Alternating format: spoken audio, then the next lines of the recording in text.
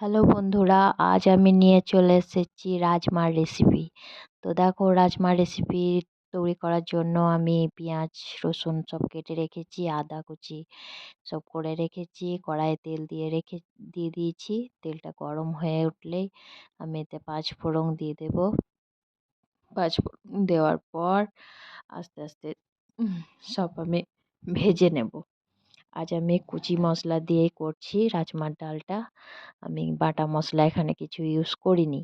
তো আমাকে কুচি মশলা দিয়েও ভালো লাগে, বাটা মশলা দিলেও ভালো লাগে, কিন্তু আমি কুচিটাই দিয়েছি আজ। পেঁয়াজ কুচি ভেজে নিচ্ছি।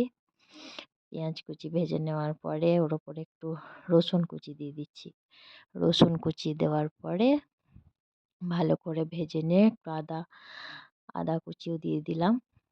আদা কুচি কুচি করে দিলে পরে একটু মুখে ঠেকে ভালো লাগে খেতে, ওই জন্যে দিয়ে দিচ্ছি। আর এটা আমাদের দুজনেরই প্রিয়, রুটিতেও বলো ভাতে বলো খুব ভালো লাগে খেতে রাজমার ডাল।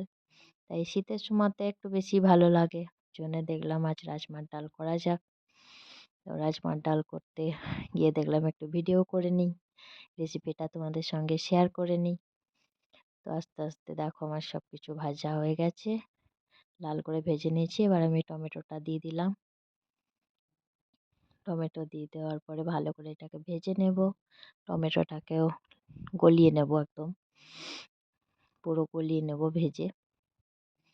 তারপর এখানে আমি কিছু গুঁড়ো মশলা ইউজ করেছি, কিছু বাটা মশলা আমি কিন্তু এখানে ব্যবহার করিনি। একটা বাটা মশলা দিয়েও হয়, সব কিছু তুমি বেটে দিলেও হয়, কিন্তু আমি বাটা মশলা ইউজ করিনি আজ। আজ আমি গুঁড়ো মশলা দিয়ে দিচ্ছি। দেখো, হলুদ গুঁড়ো, তারপর দিয়ে দেবো জিরে গুঁড়ো। হলুদ গুঁড়ো দিয়ে ভালো করে নেড়ে নিয়ে দিয়ে দিচ্ছি 1 চামচ জিরে গুঁড়ো। যেমন লাগবে তোমার পরিমাণ মতো দিয়ে দেবে।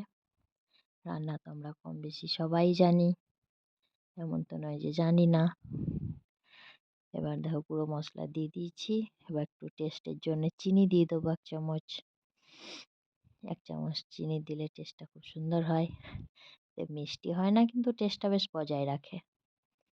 1 চামচ দিয়েছি হালকা করে, 1 চামচ চিনি দিয়ে দিয়েছি।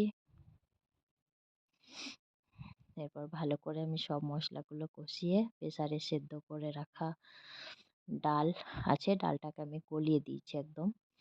সিটি মারার পরে দেখো ডালটাকে আমি দিয়ে দিয়েছি। প্রেসারে সিটি মেরে রেখেছিলাম, আর ডালটাকে আমি ম্যাশ করে নিয়েছিলাম, কারণ একটু শক্ত শক্ত হয় তো। তো গলিয়ে নিয়ে তারপর দিয়ে দিয়েছি। তারপর আমি দিয়ে দিচ্ছি সানরাইসের তড়কা মশলা। এটা আমি ডালে ব্যবহার করি, সবসময় করি না, রাজমার ডালে আর তড়কা ডাল করলে এটা আমি দিই।